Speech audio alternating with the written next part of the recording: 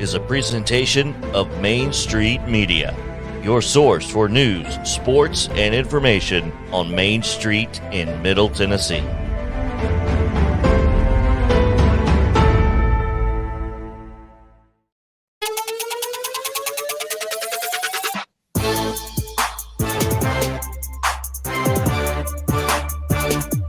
Welcome in to Reaction Monday here on Main Street Sports Today, presented by Mid-Tennessee Bone and Joint. I'm Chris Yao. There's Mo Patton coming to you on this beautiful Monday. What's going on, Mo? Not much, man. It's been a crazy weekend. Been a busy weekend. A lot going on. But yeah, it's good stuff, though. Yeah, you can't be mad when you get a chance to watch a team find its way to the state tournament for the first time. Exactly. So also can't be too mad, I guess, when you get to see the Titans complete a season sweep of the Colts. So and force them to bench their quarterback. Well, now apparently there's a shoulder sprain involved, but also apparently this has nothing to do with that. I don't know. It's a lot of misdirection coming out of Indianapolis, I guess, a lot more than they showed yesterday. There you go. Yeah, I don't know about this one. I mean, if you're going to tell me that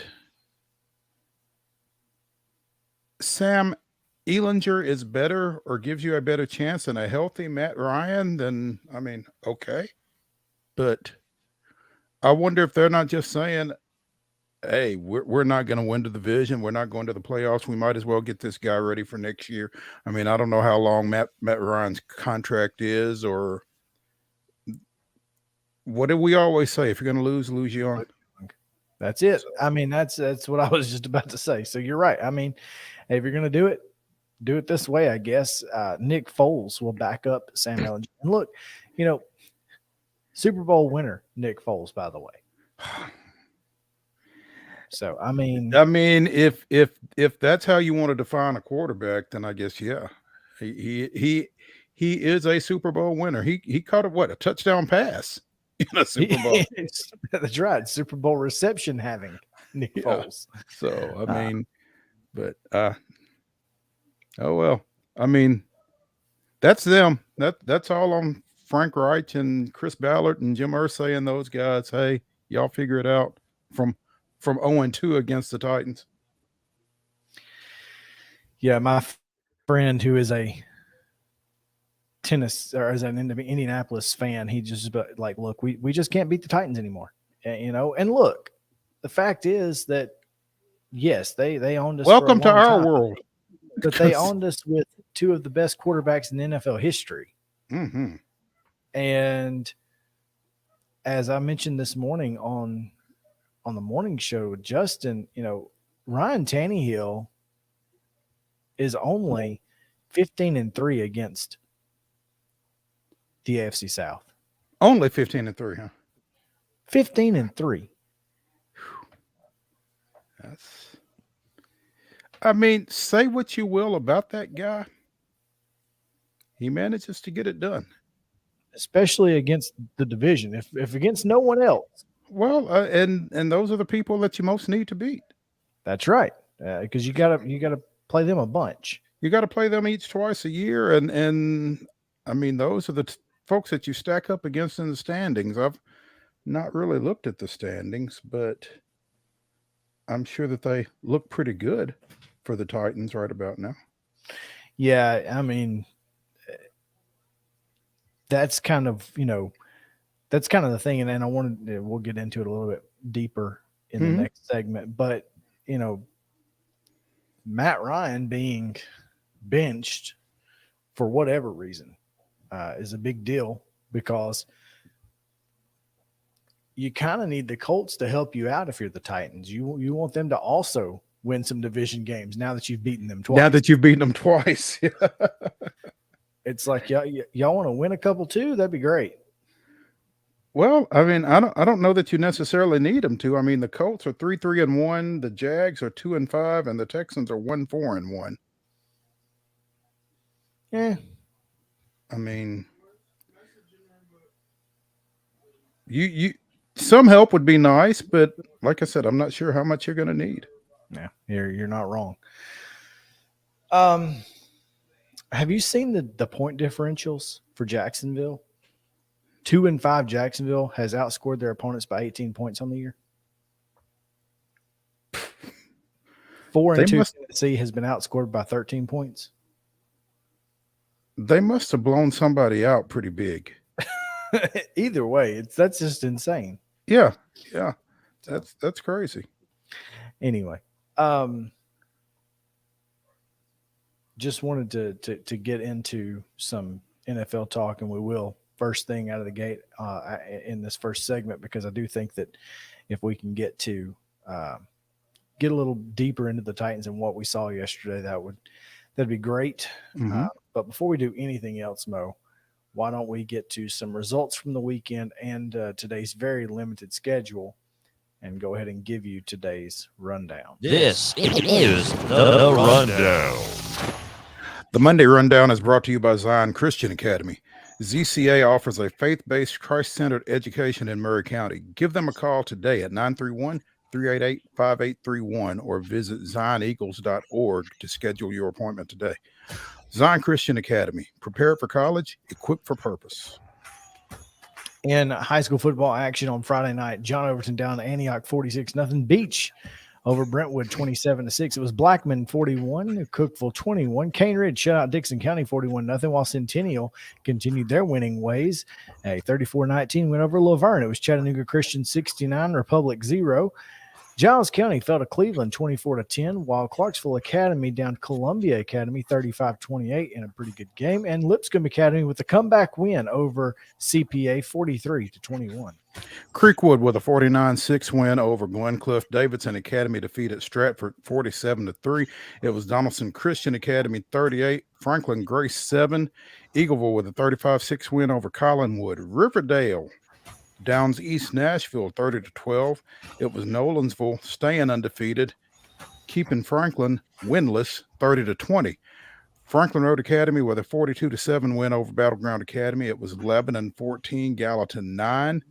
Good Pasture defeated DeKalb County 24-17, and Greenbrier with a 20-3 win over Tullahoma.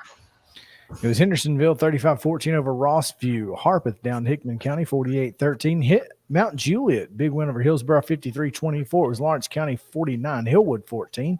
Joe Burns 38-14 winners over Ezo Harding. Kenwood a 25-19 winners over Northwest, while Friendship Christian down Lakeway Christian 38-7. Lewis County shut out Summertown 20-0. Siegel a 33-6 win over Lincoln County. Clarksville 40-6 winners over Maplewood, while Marshall County down Montgomery Central 56-8, and Montgomery Bell Academy 42-34 over Baylor. Middle Tennessee Christian defeated Wayne County 30-12. It was Nashville Christian defeating Mount Juliet Christian 43-12. Oakland with a 69-0 win over Liberty Creek. Independence blanks Page 13-0. Pope Prep with a 38-36 victory over Ravenwood.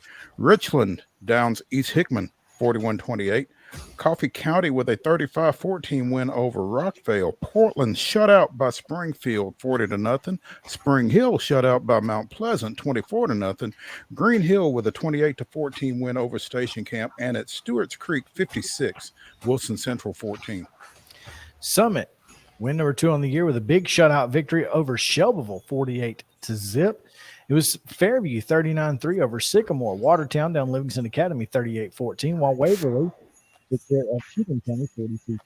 White County 46-13 over Hannah Lane. White House edges Westmoreland 16-14. White House Heritage a 21-12 winner over Stewart County, and West Creek 34, Whites Creek 0. So West Dakota Creek. In state volleyball tournament championship action on Friday, Creekwood won Class AA with a 3-2 victory over East Hamilton, and Summertown claims Lawrence County honors as well as a Class A state championship, their third in 4 years, with a 3-0 win over Loretto. In girls soccer on Friday, Briarcrest Christian defeated Ensworth 2-1. Girls soccer on Saturday, Culleoka advances to the Class A state tournament with a 4-0 sectional win over Adamsville. It was Baylor 2, Pope Prep 1, Battleground Academy with a 5-2 win over Evangelical Christian, Franklin County blank Stewart's Creek 2-0, Girls Preparatory School out of Chattanooga with a 3-1 win over Father Ryan. It was Houston 6, Clarksville 0, Hutchinson School with a 1-0 win over Lipscomb Academy, Madison Academic defeated Cheatham County 5-1, Merrill Hyde blanked Community 9-0. Gallatin edged Nolensville 3-1. Page shut out Hume Fogg 6-0. It was Collierville 3, Rossview 0. Seagoville eked by Shelbyville 1-0. Station Camp with a 2-1 win over Independence. University School of Jackson defeated Franklin Grace 7-0, and Murfreesboro Central with a 1-0 win over Valor Collegiate that I believe went to penalty kicks. So those folks were there for a while. Speaking of penalty kicks, the Birmingham Legion lost their USL playoff game in 10 rounds of penalty kicks. Yeah. So penalty kicks can go a while. Those playoff matches, you got to have a winner. Absolutely. Exactly. Somebody got to win. Yeah. In college football action over the weekend, Tennessee trounced UT Martin 65-24. It was Missouri outlasting Vanderbilt and the return of Mike Wright apparently to 17-14 over the Commodores. Tennessee State still looking good in OVC play, 37-17 over Eastern Illinois. And Lindsey Wilson, 27-3 winners over Cumberland. That's number 3 ranked. Lindsey Wilson, by the way.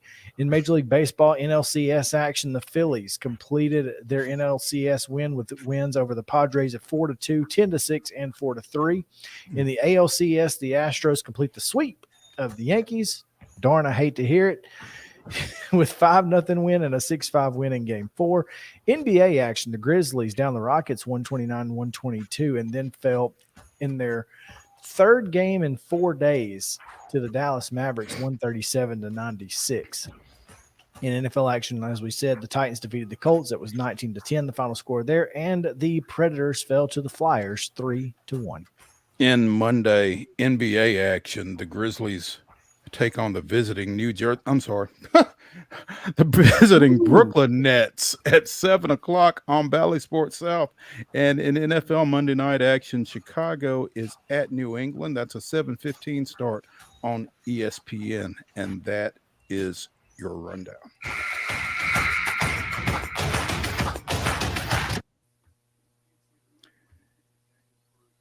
New Jersey Nets. Hey, it's not that far off, right? Showing my age, I reckon. Speaking of, they asked KD about Memphis, and he said, Ja does things that you just don't see. And Ja Morant's been great for this team. But for those of you who are Grizzlies fans, and please, we told you before the season started, they're missing 3 starters right now. And they just played their third game in 4 days out in Dallas. Dallas is pretty good. They've got a guy who can do a lot of things too. Young man named Luka Doncic. You've probably heard of him. If you've not, then what are you doing with your life? But just calm down. Relax, as an NFL quarterback would say, and probably is saying right now. That's a matter of fact. So anyway, that's it for segment number 1. Mo, we got a lot of reacting to do. It's Reaction Monday, and we've got a ton. We'll talk more about the NFL and the Tennessee Titans when we come back. Ryan Tannehill's got an ankle injury. What's that mean? But more importantly, what was the big takeaway from yesterday? Is the run game back? Is it here to stay? What to expect? So we'll get to it right after this on Main Street Sports Today, presented by Mid-Tennessee Bone and Joint. You guys stick around.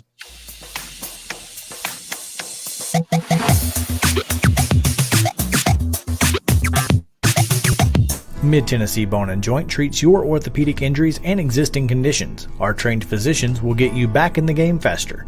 Contact us at 931-381-2663 or www.mtbj.net.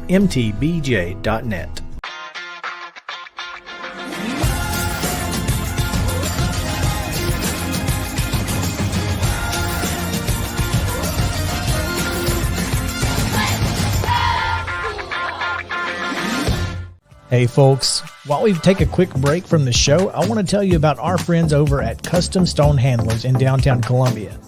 Ed Rich and his team at Custom Stone Handlers believe in leadership. And outside of the military, our greatest leader building platform is sports. Custom Stone Handlers proudly encourages young people to get in the game. You can contact them today at 931-490-4990 or visit CustomStonehandlers.com. Jones & Lang Sporting Goods here in Columbia has been outfitting teams, officials, and anybody else from T-ball to college for 50-plus years. Be sure and check them out at 931-388-8060 or online at jonesandlang.com. Jones & Lang Sporting Goods, the look of a winner. Zion Christian Academy, ZionEagles.org or 931-388-5731. You can schedule your appointment. Go tour their campus. It is beautiful over there, and you're definitely going to want to see it. Again, it's ZionEagles.org. Give them a call, 931-388-5731, and schedule your tour today. Are you an enthusiastic sports fan? Want to have fun and get in on the action? Heck, yes, that'd be awesome. Have great attention to detail? Want to stay active? Definitely. Want to give back to the student athletes in your community? Obviously, yes. Then you'd make an excellent high school sports official. We need more officials in Tennessee. Because with no high school officials, there are no high school sports. Sign up today at highschoolofficials.com. Mid-Tennessee Bone & Joint has been the official sports medicine provider for Murray County Schools for more than 40 years. We specialize in orthopedic injuries, and our Ortho Quick walk-in service lets you bypass the ER. Visit us online at www.mtbj.net.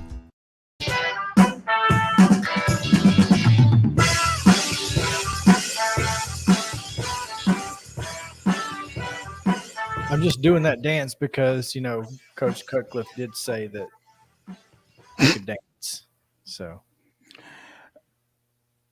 Coach Cutcliffe has not missed on a lot of talent evaluations, but there's always an exception. I think. There's an exception that proves the rule every time, huh, Mo? Yeah.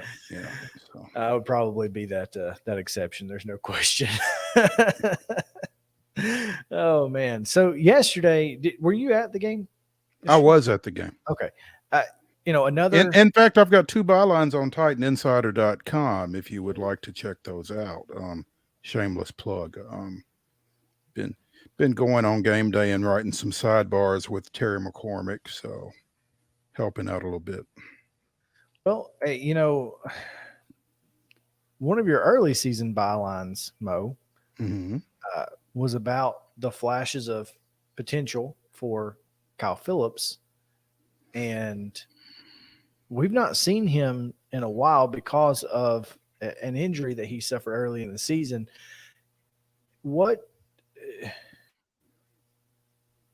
Without him, they've been okay, but you feel like at some point he's going to be important to this team, and they've got to get him back.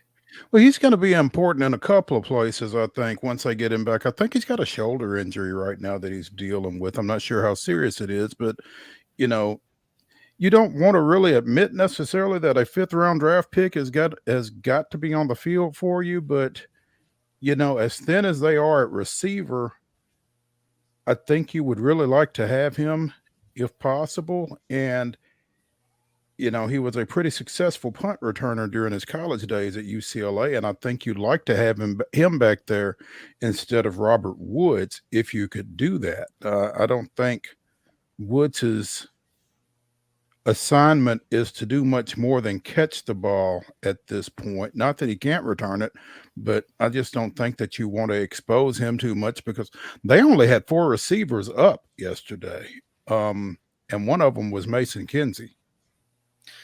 Right. And, obviously because they only had 4 receivers, one of your stories is about Austin Hooper, who, without Kyle Phillips, Hooper's going to have to be the short yardage kind of slot style receiver. And it's exactly what we got yesterday. Yeah, this is a guy who is a 2-time Pro Bowler from his days with the Falcons, spent the last couple of years at Cleveland, came in here and through the Titans' first 5 games, I think he had 6 catches for 55 yards. Yesterday, he had 3 catches for 56 yards. All 3 of those went for first downs. One was a big third down conversion. Another was the 19-yard catch of a challenged well, a 19-yard challenge catch, I guess would be the best way to phrase it, as he went down, ball came out, and he was able to secure it with his right arm against his right hand against his left forearm to kind of complete the catch. And after Indy challenged it, it stood up. From there, I think Bullock eventually kicked a 48-yarder to make it 19-10. So, he showed up in some big situations for the Titans in the second half yesterday. And like you said, as thin as they are on the outside, the rookie Traylon Burks is still, I guess, nursing the turf toe. I don't think Nick Westbrook-Akine caught a ball yesterday, which might have been the Colts trying to take him from him. But that's the thing about Akine is that we're seeing him be less effective this year. But is that because he's the second option instead of the third option, and he's having to play against some of the better corners than he would have? Last year he might have been matched up with outside linebackers or safeties. I think so. I think they're not being able to get the matchups with him because folks are more aware of him. I think Robert Woods maybe had 1 or 2 catches yesterday. I'm not sure how many targets he had, but with, like you said, with no more receivers than they have, the receivers that they do have are going to draw the attention of opposing defenses, which is going to leave plays to be made for, an Austin Hooper, maybe a Jeff Swaim, some of those guys. So somebody's going to have to step up in the passing game. Well, they need to do something because 4 field goals ain't going to cut it most of the time, and then adding a pick 6. That's the thing. I mean, the 4 field goals and a touchdown isn't necessarily a bad thing, but the fact that was a defensive touchdown it does kind of concern you a little bit. But I think that's the way, and we talked about this in the press box yesterday. It was kind of Oilers Titans alumni day, and it was kind of a throwback type of game. And you feel like that's the way these Titans are going to win some games. They're going to have to do it with a good defense and score and put points up no matter how you have to get them. Yeah. I mean, again, you would like to have finished a couple of those field goal drives in the end zone. Dylan Radins picked up a penalty on one of those drives that forced them to have to kick a field goal instead of maybe go for it or convert a third down there in the red zone. But for the most part, like you said, defense and ball control on offense is seeming to be the way it's going to go for these Titans these days. And then you add in that Bud Dupree was back. Was Amani Hooker back? Amani Hooker was back. In fact, Amani Hooker recovered the fumble with about 3.5 minutes left that Terrence Mitchell was able to punch out on a pass play down the middle for the Colts. So they came up with 3 turnovers yesterday, right after Andrew Adams' 76-yard pick 6. On the next Colts possession, David Long came up with a pick, and then again they got the fumble recovery there at the end. Mitchell caused it, Hooker recovered it, and the Titans were able to run the clock out the rest of the way with that 9-point lead. So creating turnovers, creating pressure. Bud Dupree had a huge game in terms of getting into the Colts' backfield and getting into Matt Ryan's face, and they were able to put some pressure and make him uncomfortable, and you saw the results. Yeah, the results was the shoulder injury and his subsequent benching, apparently. Apparently, yeah. I mean, nobody seems to know when exactly the shoulder injury took place, but he did take some licks. And again, he did not have a clean pocket a lot of time to work from. So that's tough. Yeah, I don't think for him. And poor Sam Ehlinger is now going to have to deal with that offensive line as well. And they're just not very good up front. It doesn't matter who the quarterback is. If they're not upright, they can't be very good. So yeah. And, I don't think this is what Indianapolis expected I'm not sure exactly what has taken place as far as that goes up front, but they weren't very good yesterday for sure. Now, he's Matt Ryan, not the only quarterback that left the game with an injury, although Ryan Tannehill did return, and then after the game was seen in a boot with an ankle injury, apparently. Yeah, he had on a boot when he came into the post game interviews, and obviously they're not going to say a whole lot about it. They're not going to tell you a whole lot about it this time of week as they try to get prepared for Houston on Sunday. I think if there's any way he can go, he will go. He did return to the game. I think he only missed the one snap. He heard it on second down, maybe, and Willis came in for a handoff on third down, and they didn't get it, and they kicked it away. And next possession, Tannehill was back in there. So I would think the fact that he was able to return was a pretty good sign. But I'm not a doctor, and I don't play one on TV, so I'm not real sure. It'll certainly bear watching as the week progresses. Yeah, I'm looking forward to seeing a little bit more from that perspective, because again, the Titans really can't afford a whole lot of injuries anywhere, and while quarterback does seem like a place where they have a capable backup, he's still young, he's still a rookie, and you don't want to have to put your season in the hands of a guy like that if you don't have to, especially when you've got Ryan Tannehill, who again 15-3 against the AFC South. You want now that's division games. That said, if you had to play your backup in a game, I would think there would be worse opponents than the Texans to play him against. There's that. They whipped us with their backup to the backup last year. Their third stringer. So yeah. We've seen Davis Mills do some things to us that you would have never expected. That Super Bowl winner Matt Stafford couldn't do. Right. So go figure. Yeah, there's a lot out there. But so it looks like the Titans with a big win again over the Colts. They've got the Texans coming up this weekend, and you can find more on TitanInsider.com. A couple of good stories there. That Austin Hooper story. And did you write the one about Dupree and Hooker? I did not write the one about Dupree and Hooker. I did something on Andrew Adams. Okay, the pick six. Yeah. The man, the myth, the touchdown score. There you go. And we appreciate him for that. Although the Titans never trailed in this one, which is always good.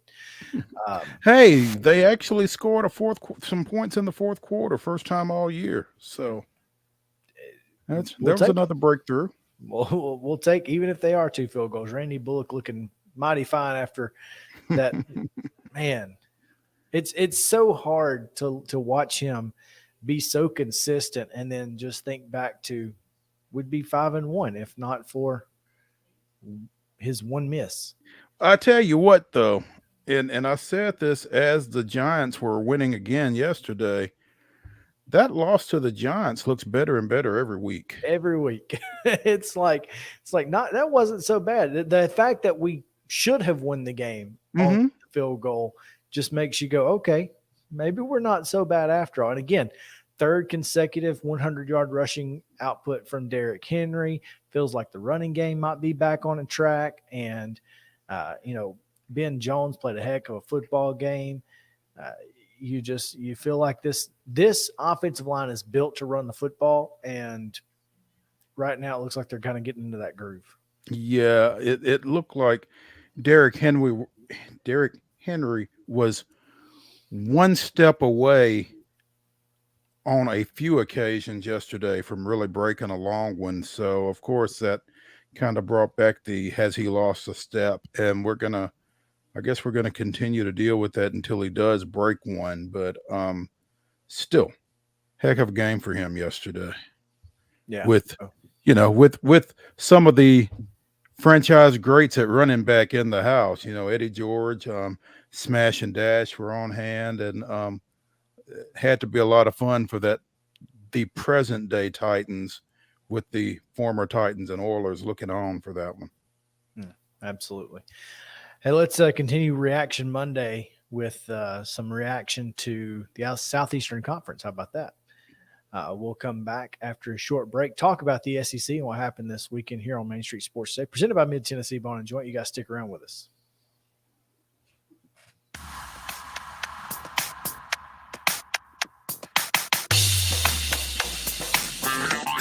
This is Chris Yao with Main Street Sports Today. Every show, Mo Patton and I welcome friends from all across the sports landscape, from high school coaches and reporters to national, college, and pro sports personalities. You never know who might stop by for a chat.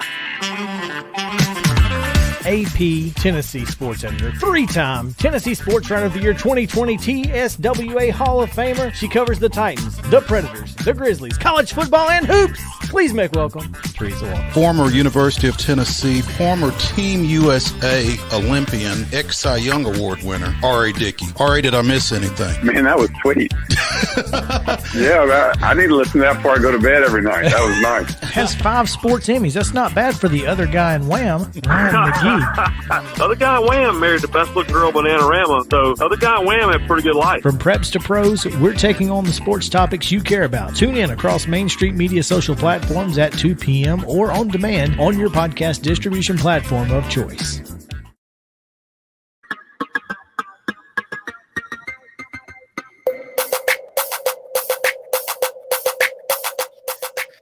Welcome back in Main Street Sports Today, presented by Mid-Tennessee Bone and Joint. Mo, it's Reaction Monday, and we continue to react as college football is halfway through, and we are finding out who's the real deal and who's not in the Southeastern Conference.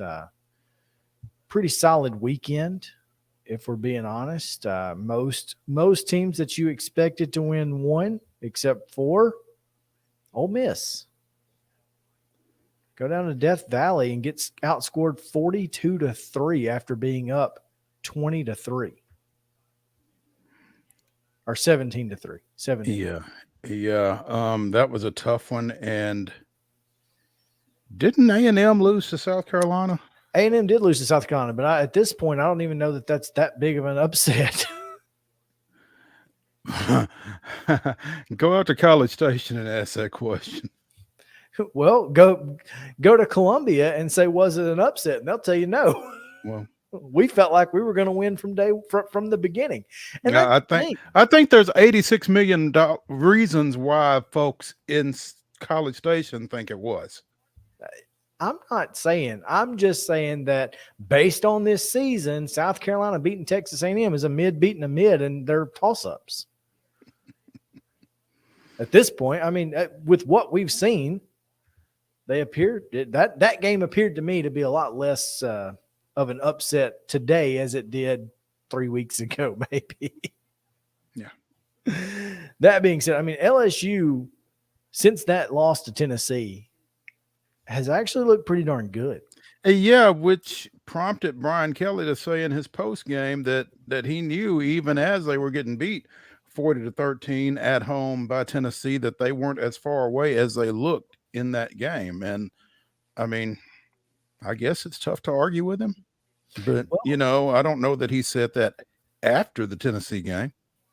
Well, as a Tennessee fan and as folks who watch Tennessee quite often, there are teams you can accept losing like that too. And this Tennessee team, number 3 in the country, you feel like, okay, well, they're the number 3 team in the country for a reason. Maybe we didn't think that going into the LSU game, but right. As you've seen this team progress and as you've seen this season progress, you kind of think, well, maybe Tennessee's just that much better than LSU right now. That's the way that you got to look at it if you're a Tennessee fan anyway. Well, and certainly some AP voters kind of looked at it that way. LSU coming back into the top 25 with that win at number 18, heading into a matchup in a couple of weeks against visiting Alabama. So that's right, when you want to get back into the top 25 just in time to play Alabama. Yeah. Now, if you haven't seen, that game is a night game, 6 o'clock, ESPN. In Death Valley. In Death Valley. That's pretty big. Which Alabama LSU has typically been a night game over the last few years. And they've had some classics at night. It's been the night of the doubleheader. It's been the CBS doubleheader night game. And you're right. TJ Yeldon, the screen pass that went for the touchdown in what, like 13 or 14. That was crazy. They have had some classics. Mm-hmm. Who was the running back? Jacob. Josh went on and played. No. Went on and played from LSU. Oh. Went on and played for the Broncos, I think. I can't remember his name, but they back in the mid 2000s, I think they had another knockdown drag out.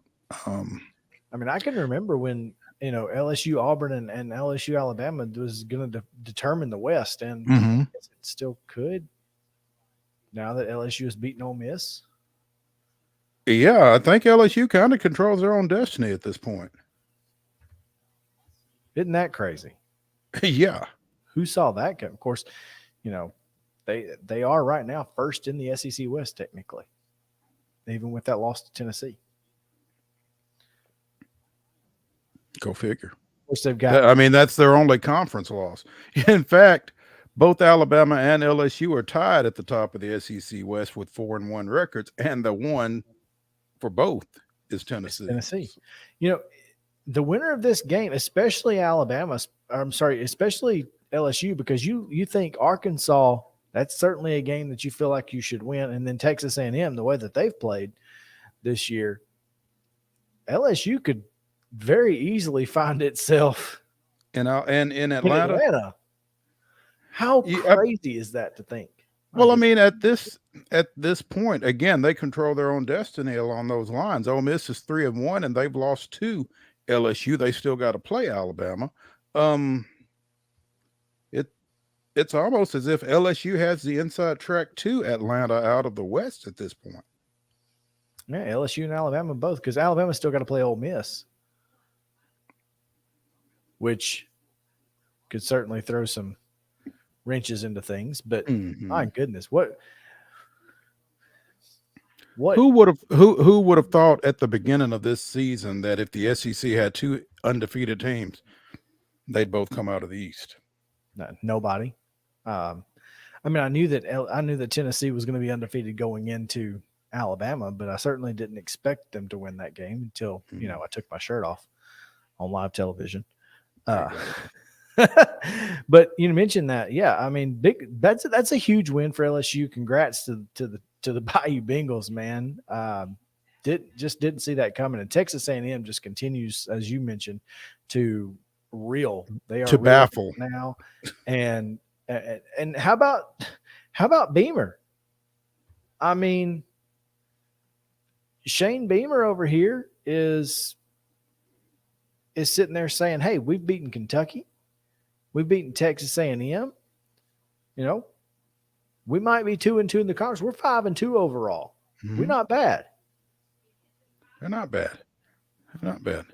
And I guess Rattler's had a good bit to do with that, but I'm intrigued by what they've got coming now, I guess. Well, I mean, you've got Missouri and Vanderbilt coming up next. Those are your next two ball games. You feel like those are games you should win. Then you go to Florida and you think, well, that seems like a winnable ball game too. Now then you got Tennessee at home in Clemson, but you think 8-4 is attainable. And that should be, I would like to think that South Carolina fans would be pretty excited about an 8-4 team, given where they've been. I mean, if Tennessee beats Georgia and you beat Tennessee, I mean, I don't think it's going to happen. Slow your roll, big boy. But you look at that and you go, well, okay, this is a season that we can feel confident about. And again, South Carolina's in the top 25. They're 25th in the country now. That's craziness. because they're 5-2. Yeah. What do you think about this AP Top 25 this week? Well, I was going to wait till the next segment. We can. Oh, my bad. Oh. Well, never mind. I'll ask you in the next segment then. What else did you want to get to in this segment since two things? I'm going off schedule. Number one, it's all good. Alabama destroys Mississippi State. And then Mike Leach says, our guys are scared of the word Alabama. Yep. They see Alabama on the jersey and they get scared. Yeah. And okay. In his players' defense, they're not the only team that does that. I mean, let's be real here. Yeah. Most teams probably, when it comes right down to it, react the same way. Because here's the thing. If you're playing Alabama and say you get down a touchdown or two, you don't feel like you can make that comeback. Right. Oh, here we go again. Mississippi State hadn't scored in Tuscaloosa in 8 years. Now, the last play of the game ended that streak, but they had not scored since 2014 in Tuscaloosa. So you get down a couple scores, and here we go again, just feels like the natural reaction. And that's not just Mississippi State. That's any team. Because they've done it to you the last 12 years, every time you go out there. Yeah, so I mean, it may not be about being scared as much as it is about knowing your history. Yeah, just knowing that, great, we got to deal with this. Here we are. Yeah. Yeah, and we can't come back from this. We've never come back from this. Why don't we start now kind of thing? So that's unfortunate too, because again, Mississippi State's a pretty good ball club. They've got a solid quarterback, but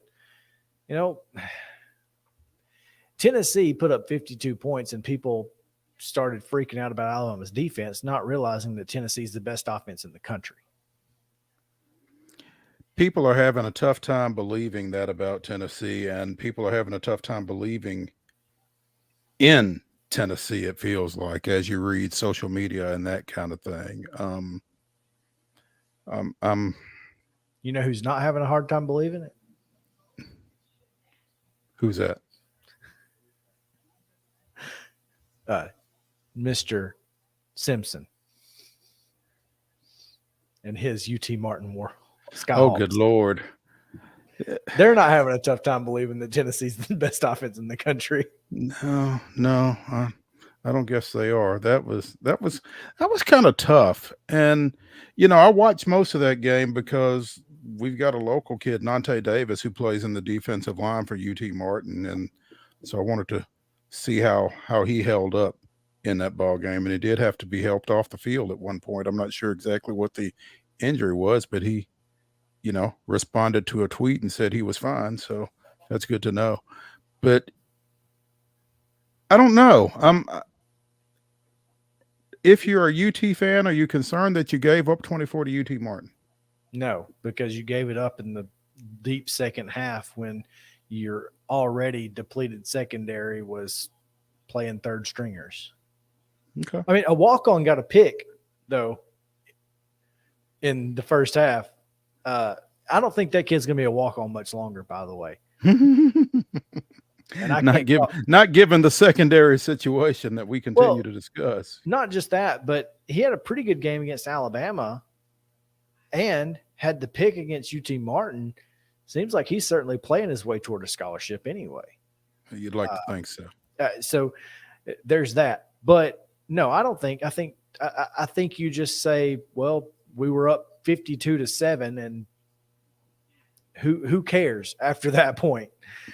Yeah. And getting to 52 with a flea flicker. Yeah. Someone, a Georgia fan friend of mine on Facebook was very confused. And I just simply said, well, you got to remember who the coach for UT Martin is, and just reminding him that, your kid could be playing in this offense, but he's not. So here you go. Just saying. And it continues to bear repeating, I think, that UT is doing all this with Cedric Tillman on the sideline. Cedric Tillman's on the sideline. They were missing 3 defensive backs of their not good secondary was down 3 guys who play a ton of minutes. And actually the team looked, again, with this front 7, because again, the Tennessee front 7 is pretty darn good. But yeah, they're doing this offensively without probably their best receiver. But at this point, I'm starting the Hyatt for Heisman campaign. So you're starting the Hyatt for Heisman campaign. What about what you gonna do with the Hooker for Heisman campaign? Look, I like Hendon Hooker, and I think he probably is one of the best quarterbacks in the country. But if you put Hendon Hooker up against Bryce Young and C.J. Stroud, he's probably not going to win that argument a lot of times. You put Jalen Hyatt in there, and with what Devontae Smith did, if he's got similar numbers to Devontae, you can maybe squeeze him in. I feel like a lot of folks are going to say, well, Hooker's only able to do that because of the offense he plays in, or Jalen Hyatt is the reason that he's doing this, or whatever. I mean, I think there's a million arguments that people will make against Hendon Hooker that maybe if Jalen Hyatt is the option, you don't have available to you. That's interesting, because I tend to look at it as, if the receiver is doing all this, somebody's got to be throwing in the ball. Hey, you got to put it on them. Don't get me wrong. I'm just saying that I'm not saying that Hendon Hooker doesn't deserve to be in the conversation. I'm just saying that nationally, if you're making the argument, I think there's less of an argument against Jalen Hyatt up against Stroud and Young than there is the other way around. That's all I'm saying. Look, I think they should both be in New York, because I think Jalen Hyatt, the guy is unreal. And Hendon Hooker has been nearly perfect. So I didn't realize that Hyatt had originally committed to Virginia Tech. Did not know that either. Apparently he had committed to Virginia Tech, and he and Hooker might have been his host on his official visit. That would make sense. So, okay, I saw a tweet that had Hendon Hooker in a Virginia Tech uniform. I didn't see that. I didn't realize that the other picture in that tweet was Hyatt, Jalen Hyatt, sitting in the locker room. Yeah. That makes sense now, because I was like, who is this kid? Right. I didn't realize that was Hyatt. Okay. Huh. Man, Justin Fuente just keeps missing. Poor fella. Tough. Yeah. He's probably deleted his Twitter account at this point. Finally, before we get out of here, Vanderbilt just missing. Down 17-0, making a furious comeback, and just about got their first SEC win over Missouri. I think it was going to be their best chance to get an SEC win, and just couldn't quite get over the hump. But appears that Mike Wright may be back in the saddle. Well, now, I lose his last name. Who, the freshman, AJ Swan. Was he injured in that game? I have no idea, but what I'm saying is, a lot of folks were calling for Mike Wright to get back in the ball game. He did, and seems like they were able to put some points up with him at quarterback. Yeah. I mean, I think that you're going to obviously see some discussion of the quarterback situation for Vanderbilt over this next week as they get ready for who? Who do they play this week? South Carolina. Where? Oh, that's a good question. I think it is. Let's see. I've got their schedule. Well, I had their schedule pulled up, but I was going to the box scores at home. Wait a minute. They've got South Carolina in Nashville. Then they go to Kentucky, Well, I think Florida, I think and Tennessee at home. okay. I've misread something. What? Vanderbilt is off this weekend.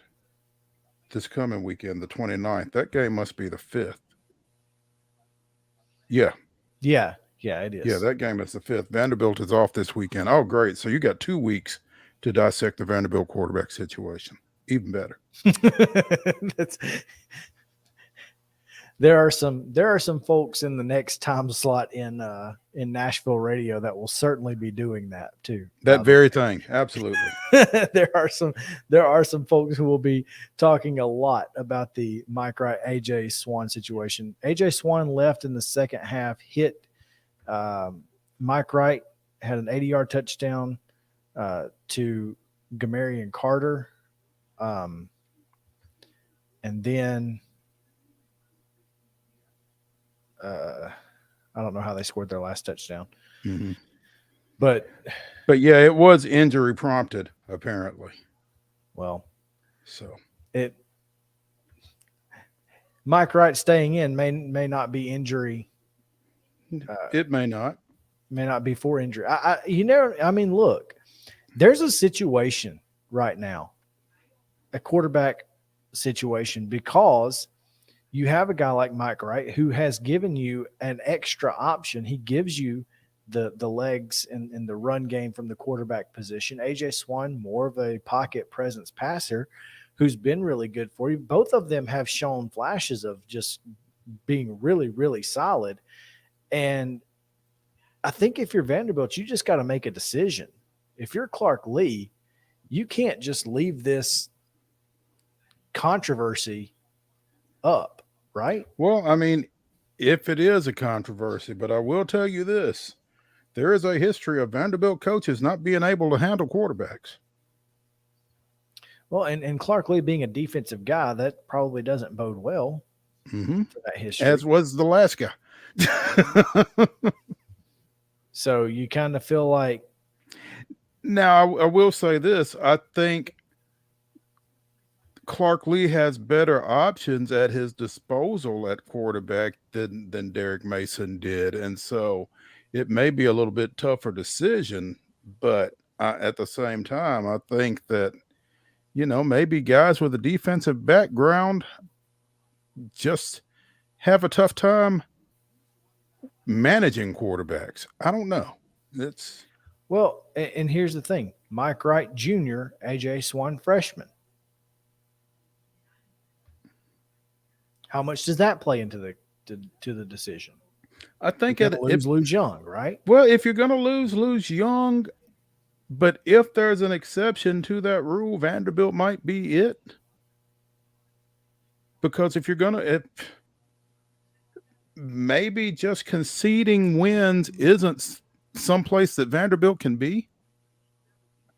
I think things get a little bit more complicated there than in some other places. I mean, again, you're right, and I've said that a million times, but I don't know.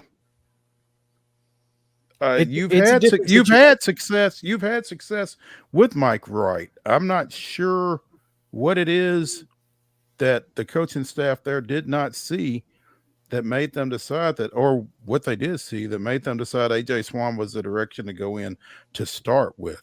But they got to figure something out, and they got to figure out a way to win some ball games, I think, because one of those guys, I don't know. It's very complicated, and I think the transfer portal has a lot to do with complicating it right now as well. I mean, do you risk, if you go back to Wright, do you risk losing Swan, who's still got 3 years? Again, that's kind of where I was going with that. I mean, you just don't know. So Vanderbilt's in a precarious situation, but Vanderbilt's always in a precarious situation, and that's just, somewhere. Yeah. And that's just how it is. So anyway, let's take a break. We'll talk about more college football on the other side of it. The AP Top 25. Is Syracuse good? kind of seems like they might be. Who's in and who has played their way out of the college football playoff discussion? All that and more after this on Main Street Sports Today, presented by Mid-Tennessee Bone and Joint.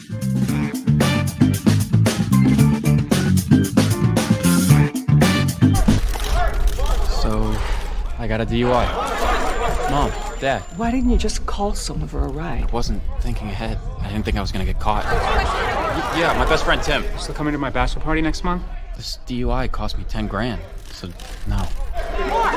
Yeah, you, in the back. Did you know I almost died when you hit me? I didn't think this would affect so many people. You think it was worth it? No more questions. Mid-Tennessee Bone and Joint has been the official sports medicine provider for Maury County Schools for more than 40 years. We specialize in orthopedic injuries, and our Ortho Quick walk-in service lets you bypass the ER. Visit us online at www.mtbj.net.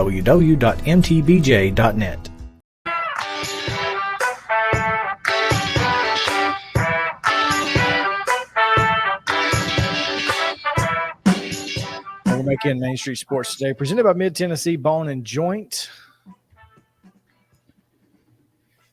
As I said, is Syracuse good? They are good enough to lose to Clemson by 3, I guess, right? I think it was 6. Was it 6? Was it 27-21? Yeah, because it was.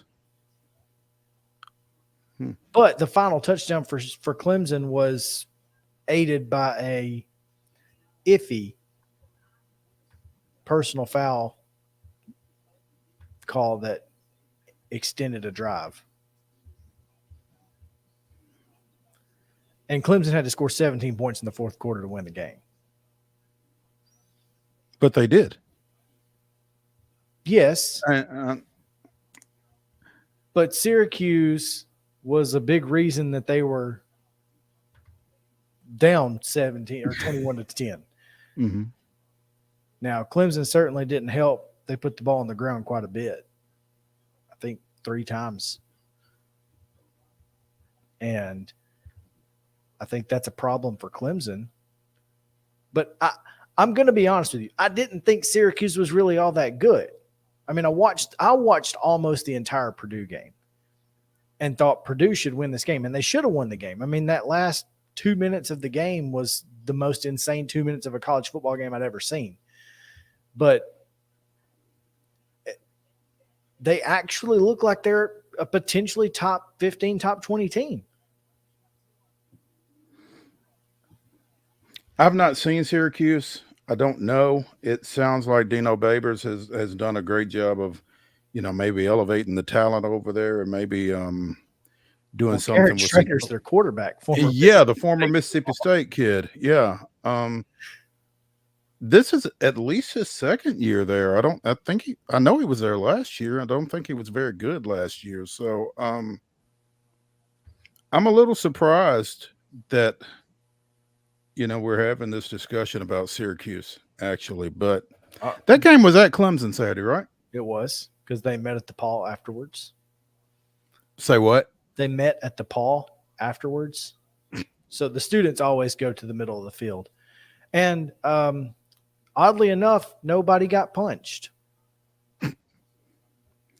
Well, nor did they get punched in Baton Rouge.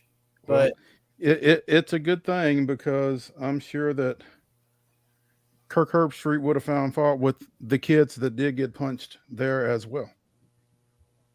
No, it's just Tennessee kids. Or I'm sorry, it's just Alabama kids that they're going to, defend. Oh, okay. Well, okay. Anyway, because everything St. Nick says is gospel. And I'm going to leave it at that. Saban really mishandled that situation, and a lot of folks kind of followed him off a cliff, I think. But, right off of it, man. They were just right with him. Yeah, but, it might be best to just leave that where it's at. Yeah, let's talk about Syracuse football. Hey, yeah, let's do that. But Syracuse, I mean, if those are our options, can't we find C? What is C? What is C? Well, the C is Oregon pretty well played the Pac-12 right out of a playoff spot, didn't they? Let's talk about that. I mean, top 10 matchup, Oregon, UCLA. The fact that Oregon got boat raced by Georgia is, I mean, they're done. Mm-hmm. Here's the thing. I think Oregon today is a lot different than Oregon in week 1. But in the world of college football, until we get a 12-team playoff, they're out. Yeah. How many people are looking at this poll and saying, how in the world are USC and Wake Forest tied at number 10? Well, I mean, yeah. Look, Wake Forest only lost the overtime loss to Clemson, who's number 6 in the country or whatever. Or 5, whatever they are. Clemson is 5. So, I mean, Wake Forest, I see it now. Again, USC lost to Utah, but it was a road game. Mm-hmm. Hard to win on the road in any conference, especially against a quality opponent. And Utah is a quality opponent. Now, you say what you want. Utah's not bad. Mm-hmm. So yeah, I mean, I feel like you can make that argument. It's just it is interesting though. I mean, Wake Forest and USC, not two teams you would expect to be sitting tied for 10th. Well, I just think the dichotomy of Southern Cal and Wake Forest being tied for anything in football. Yeah, no. Like, what's wrong with this picture? Yeah, this doesn't make a whole lot of sense. And yet here they sit. And yeah, I mean, right now, it looks like you've got 7 teams with an opportunity to play their way into the playoff. Your top 7. And then after that, you've got Oregon, Oklahoma State, USC, Wake Forest tied for 10th. UCLA barely dropped. They dropped 3 spots after losing. Again, you kudos, number 1, to the AP voters for not dropping UCLA that far after, a loss to a top 10 team. Because that doesn't always happen. No, it doesn't. No, you're right. But yeah, I mean, if you look at the rest of it, Syracuse at 16, Illinois at 17. Brett Bielema, baby. Yeah. Right. North Carolina, man, the fact that you can look at North Carolina and say they're 6-1, their only loss is, which they got a win over App State, which is looking better and better each week. But their only loss being to Notre Dame and being one of the few teams to lose to Notre Dame.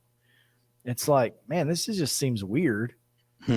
This AP poll, and again, I think a lot of it is because who else you going to rank?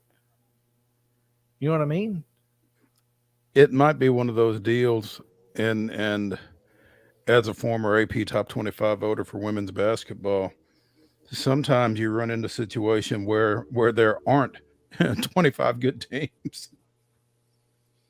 And I think that's where we're at. I don't think South Carolina is the 25th best team in the country. I think Texas would boat race South Carolina. Right. But you kind of can't not rank them because they're 5-2 and they're in the SEC. Even though 4 of their wins outside of Kentucky were against Group of 5 schools. Well, I mean, even to take it one step further, Cincinnati is 6-1. Their one loss is to Arkansas. In week 1. Are they the 20th best team in the country? I don't think they're better than anybody ahead of them, but I also don't know that they're worse than anybody behind them. I mean, I think Kansas State's probably a little better than they're getting credit for. They're 5-2, and their 2 losses are certainly nothing. I mean, one of them to TCU for one. I think that you can get bogged down when you're voting and in the record, versus the record versus the strength of schedule or strength of record. If that makes sense. Like, I don't think Penn State is the 13th best team in the country, but, they don't have a good win, and yet they still moved up 3 spots. Why did they move up? Because everybody else moved down. And they're going to move down this weekend after they lose to Ohio State, because Ohio State will have finally played someone after this. And that's why they're ranked 13th. Mm-hmm. Is so that Ohio State can get and look, I'm not saying that doesn't happen in the SEC too. Mm-hmm. I mean, you can say that South Carolina is not the 25th best team in the country, but that they're gonna get that ranking benefit of the doubt sometimes. Mm-hmm.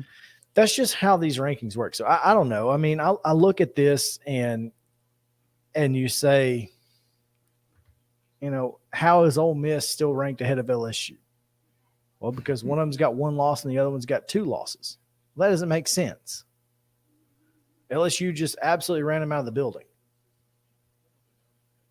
Yeah, particularly in the second half, obviously. I mean, that's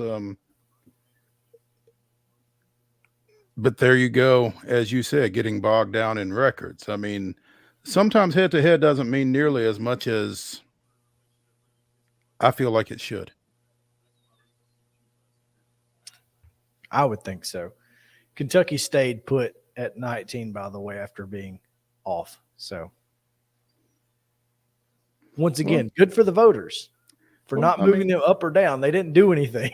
Yeah. I mean, what did Kentucky do to warrant going in either direction? So, yeah.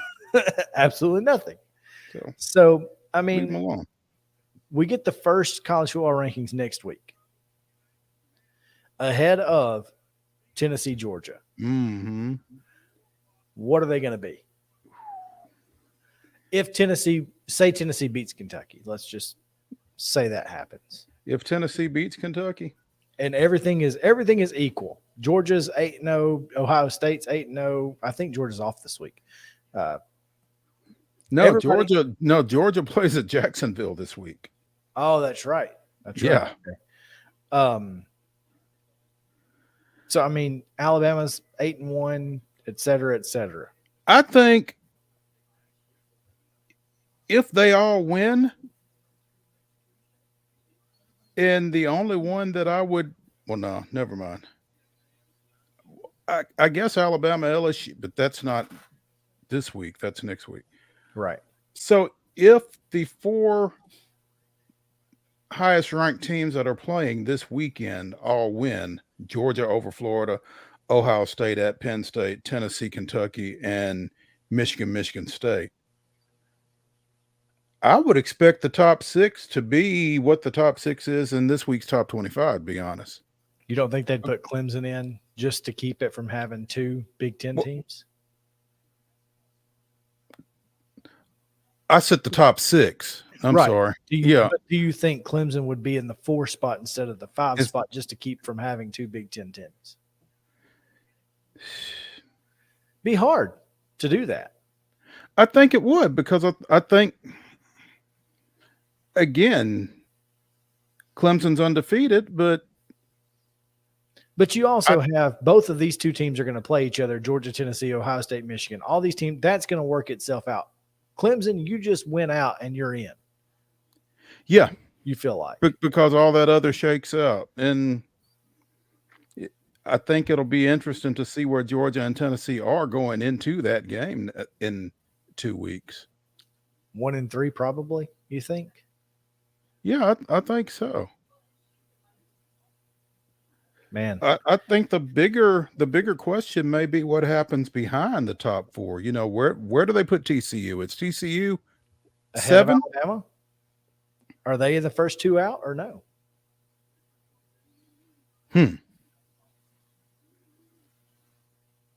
Be hard to keep TCU out of the top 6 in favor of Alabama, even if Alabama's only loss is on the road to Tennessee, number 3.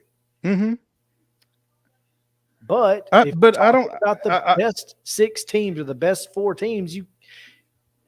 The fact is, everybody knows Alabama would kick TCU's rear end. Right. And I think you have to recognize that, and I think you have to act accordingly. I mean, well, you and I talked about losing credibility mm-hmm. if you Start manipulating things. Yes. And I don't think this. I think Alabama's got to be 6 to start. But if TCU wins out and Clemson wins out, then you've got a problem. You've got issues. Yeah, you need somebody to lose twice. You really need somebody to lose twice. Well, and here's the thing. I don't know that Tennessee has 2 losses left on its schedule. That's because the thing. if Tennessee loses to Georgia, Tennessee's not going to Atlanta. Right. And then they have Missouri, South Carolina, and Vanderbilt left. Right. They've got to lose to Kentucky for this to make any sense. Mm-hmm. Otherwise, because, I mean, again, I don't know that Ohio State has 2 losses on its schedule. Well, Ohio State's barely got a schedule. Well, I didn't say why they don't have 2 losses Michigan on their either. schedule. Yeah. So, I mean, if Georgia beats you Florida, need TCU to lose. If you're the committee, you're praying for somebody to beat TCU. Absolutely. Anybody, please God. Yeah. Because an undefeated TCU really – see, I would figure you'd be all for this, Captain Chaos. Oh, I am all for it. I'm 100% for TCU and Clemson winning out, and Georgia, Tennessee, Ohio State, Michigan, and Alabama being the only people to beat each other. And I'm hoping Alabama wins the SEC title game over somebody just to screw it all up. Well, it will be screwed up. That's for certain. Because which 2 1-loss teams do you take if they all got 1 loss? Or which of the singular 1-loss teams do you take? Yeah. It's going to be a mess, but it starts, like you said, with next week's rankings. It starts with next week. Because from there is where folks move and that kind of thing. So, well, at least Texas is out. Thanks to Oklahoma State. So, do we have to give Mike Gundy credit?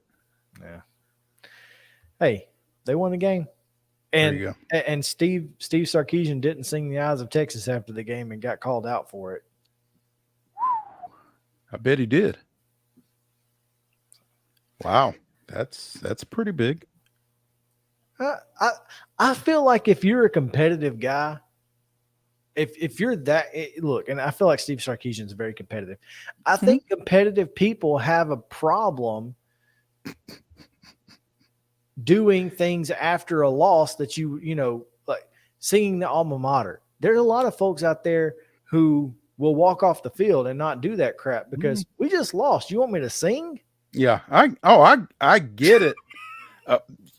You're preaching to the choir with that one, but all I'm saying is it's not done. You know, you're right. Look, hey, folks gonna be mad at you, but you know, if Steve, you should have stuck to your guns. We just lost. I ain't singing no song after we lost. That's it. That's it entirely. No. And here's the thing: if you want to be the best you can possibly be, you accept that as a fan or a booster. You accept the fact, you know what? I like that my coach is so pissed off after a loss that he don't want to do that. He don't feel like that he ain't singing nothing, alma maters or Eyes of Texas or anything else. No, we going to the house. So, anyway. Mo, got a couple of things left. Want to get your thoughts on high school sports. We can mention that the Phillies and Astros are in the World Series, but we got a whole week we can talk about that if we want to. If we want to. Well, I do have a stat to throw out there. Every year the Phillies have won a World Series, the United States has suffered a major economic downturn. 1929, 1980, 2008.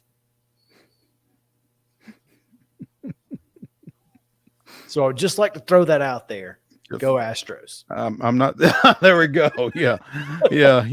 Your economy depends on it. Yes. Go Astros. You don't want to root for the cheaters? Well, then root for the economy. Root for your pocket. Yes. Yes. Absolutely. But all right, we'll take a break. We'll come back. High school sports after this because I want to talk a little bit about volleyball and also what we were surprised about on Friday night as well. So stick around. Main Street Sports Today, back after this. Mid-Tennessee Bone and Joint treats your orthopedic injuries and existing conditions. Our trained physicians will get you back in the game faster. Contact us at 931-381-2663 or www.mtbj.net.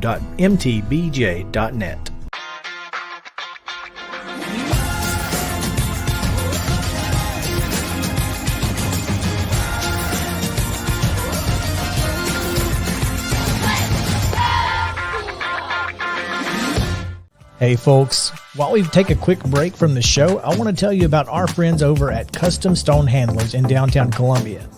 Ed Rich and his team at Custom Stone Handlers believe in leadership. And outside of the military, our greatest leader building platform is sports. Custom Stone Handlers proudly encourages young people to get in the game. You can contact them today at 931-490-4990 or visit CustomStonehandlers.com. Jones & Lang Sporting Goods here in Columbia has been outfitting teams, officials, and anybody else from T-ball to college for 50-plus years. Be sure and check them out at 931-388-8060 or online at jonesandlang.com. Jones & Lang Sporting Goods, the look of a winner. Zion Christian Academy, ZionEagles.org or 931-388-5731. You can schedule your appointment. Go tour their campus. It is beautiful over there, and you're definitely going to want to see it. Again, it's ZionEagles.org. Give them a call, 931-388-5731, and schedule your tour today. A game without a crowd is just a scrimmage. A performance without an audience is just a rehearsal. Without your presence, high school sports and the performing arts aren't possible.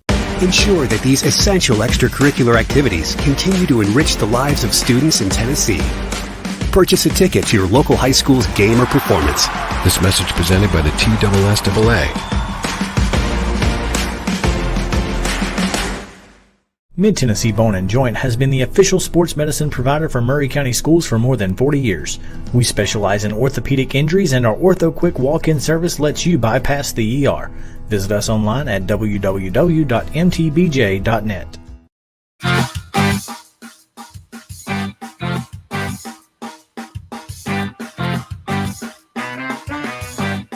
Reaction Monday here on Main Street Sports Today, presented by Mid-Tennessee Bone and Joint. Before we get into our final segment here, Georgia and Florida released a joint statement regarding their future in Jacksonville. The annual game between our two universities is an important tradition. At this time, both programs are focused on our current seasons. Typically, both schools begin conversations regarding future series as the last contracted game nears. We anticipate following that timeline. When those discussions take place, we will consider a multitude of factors, including tradition, finances, future SEC scheduling models, with the addition of Texas and Oklahoma, and what is best for both schools' football programs overall. I'll be surprised if they're playing in Jacksonville in 2024. Man, you talk about the end of an era. No more cocktail party. Yeah. Which, by the way, reminds me, there's so many things I need. Okay. I'll save that for tomorrow. Okay. All right. Because I have a question.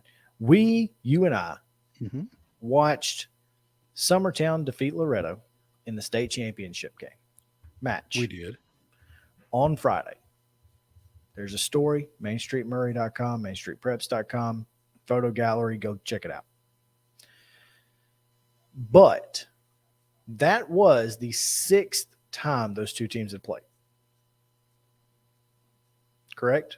I'm sorry. I missed some of what you said because you froze up. That was the 6th time those two teams have played. This season, yes. Of those 6 times, they each have won 3 matches. Mm-hmm. We need a 7th. We got to decide this thing once and for all. I think Summertown thinks they decided it about 10 o'clock Friday morning. And I think Nick Quillen would disagree because when I had a chance to talk to Nick afterward, that was one of the things that he pointed out, that, he hates that the state tournament is double elimination up until the championship game. We should have to lose twice. And I mean, I see his argument.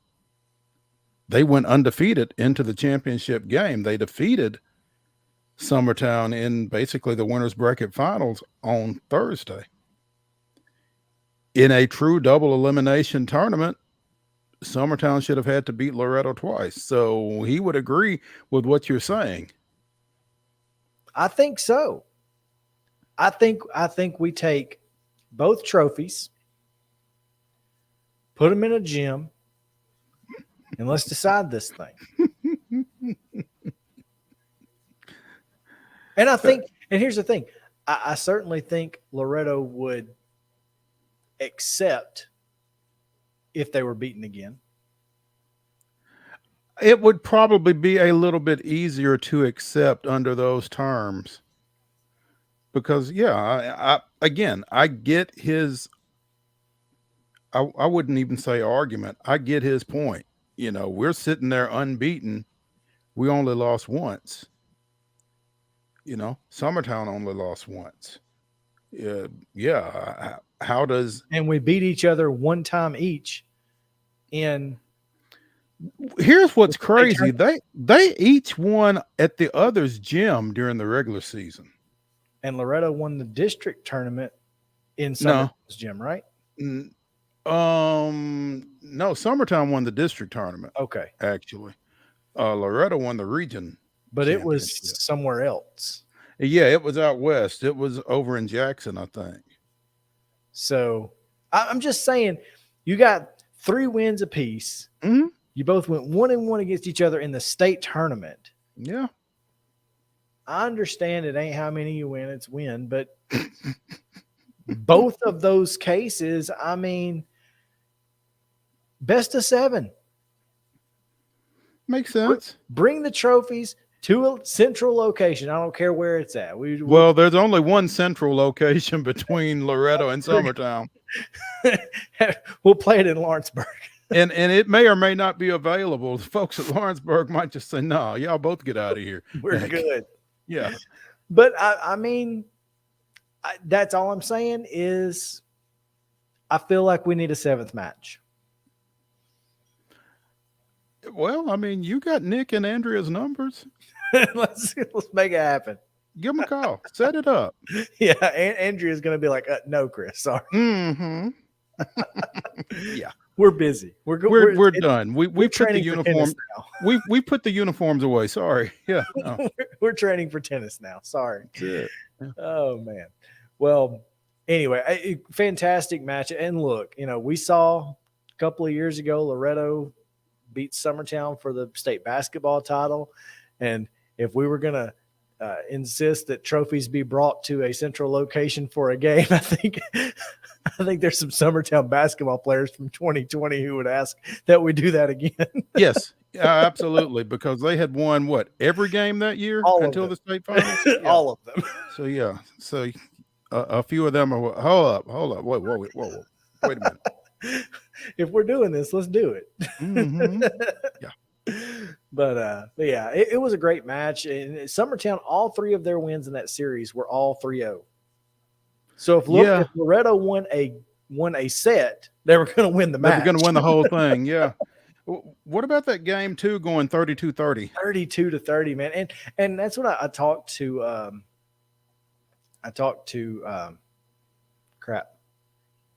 Brian. After the match, golly. Anyway, can't call his name right now. Mm-hmm. And I said, after that second match, you had to feel, if you're Loretto, like, what do we have to do? Mm-hmm. We just did everything we could, and it feels like everything we do is just not quite good enough. Summertown took every punch on Friday, and Loretto just couldn't knock them out, literally. So that's great match. It was a and great match. You know, that's what you get from Summertown Loretto At all times. always, in everything. I mean, it's got to be one of the best athletic department wide rivalries, certainly in this area, and probably even beyond. No question. Any big surprises on the Gridiron Friday outside of the Riverdale East Nashville score? I think my big. I'm sorry. Go ahead. That surprised the heck out of me. 30-12. Yeah, I didn't really see that one coming either. I think my biggest surprise out of Friday night was Independence 13 Page nothing, particularly Page nothing. Yeah, when I saw that, I thought, my goodness, this Independence defense is sure playing really well. But this is not the first time that they've. I mean, you held Brentwood to 7 points. I think that goes to show that your defense is really, really good. But yeah, Page is an offense that has been very difficult to stop for everybody this year, and Independence pretty well stifled them. Stopped them. Yeah, and I checked in with our friends at the Williamson Herald Friday night, Charles Pulliam and Joe Williams, and was asking, was anybody out? Was anybody injured that we didn't know about? But no, Colin Hurd played, Ethan Cunningham played, Independence just shut them down. And kudos to the Eagles for turning in that kind of defensive performance as they get ready for this big Region 7-6A finale on Friday night, as they've got Ravenwood coming to town. And, really, really fascinating situation in that region this weekend as you've got 4 teams tied at 3-1 at the top of the region. So, basically win and you host a first round game, lose and you go to Memphis for the opening round. So you've got Ravenwood at Independence and you've got Centennial at Brentwood this weekend. And like I said, all 4 of them are tied. So talk about controlling your own destiny and starting the playoffs a week early. But it's going to be a lot of fun. It will. We have a comment from Twitter asking about discussing Maryville. For the first time since 1999, a team defeated both Maryville and Alcoa in the regular season when Knox West knocked off the Rebels this weekend. And they've not lost more than 2 games in an entire season since 2001. And that was their 3rd loss. Are there chinks in the armor? Yeah. I mean, I don't think you can look at this season and think that this is the same Maryville team that we've seen over the last 20 years. But I mean, eventually it was going to happen. Mm-hmm. Yeah, I'm not as familiar with Maryville. I saw that question. I don't feel real comfortable getting into it just because I'm not that familiar with them. But they had a coaching change a few years back. Derek Hunt took over for George Quarles. I think football in Blount County is maybe in a little bit of flux with both Quarles now being up at ETSU and Gary Rankin having left Alcoa this past year. I don't know if it's chinks in the armor or if it's just, it happens to everybody. It happens to everybody at some point. I mean, every team goes through this. I don't know what the expectations were in Maryville regarding football. I don't know if they thought that they were going to be, the best program in East Tennessee forever or what. But I mean, just ebbs and flows happens. Yeah, and we actually have a small connection to that Maryville program as Dakota Cruz is over there right now. So I guess if we wanted to find out what was going on, we could make a phone call. But yeah, look, Maryville's a great program. They're still going to be a good program, but you got to look at the teams they lost to. Cleveland is very, very good. And it's interesting because I follow a couple of guys from the Times Free Press down in Chattanooga, Stephen Hargis and Gene Hendley. Gene is a Cleveland graduate, and the night that Cleveland beat Maryville, he texted something about congratulations to Cleveland being the first region team to beat Maryville in however long That's it's the one. been. And Cleveland was Maryville before Maryville was Maryville, basically. Right. I mean, if you go back to the 90s, Cleveland was they were the program to beat. Mm-hmm. And so, again, that's high school football.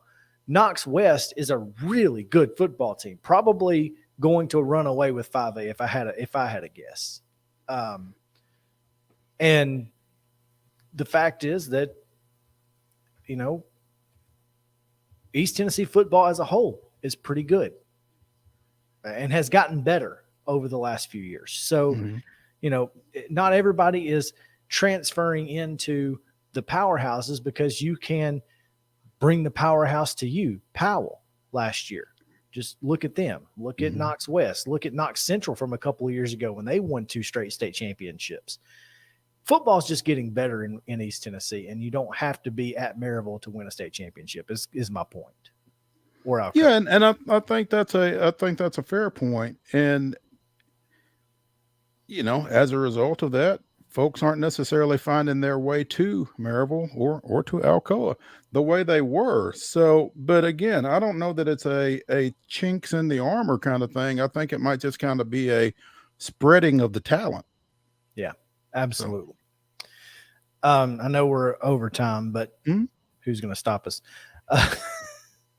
Pope Prep 38, Ravenwood 36. Great football game, and got to be impressed with the way that Ravenwood has been able to hold steady, but also the way that Pope Prep was able to finish it off. I mean, Pope Prep's backup quarterback situation apparently is better than Ravenwood's backup quarterback situation, because Chet Lax the last couple of weeks has really racked up some yardage in the passing game, and that's a pretty good Ravenwood team that he led his team to a win over. So I think you'd rather have Kenny Minchie if you are Pope Prep, but Lax is not a bad option, obviously. So it'll be interesting to see if Minchie is able to get back. I think he's got a shoulder injury that they are obviously keeping an eye on, but this team looks like it can still do damage whether Minchie is in there or not. And I saw them maybe week 4 against Independence.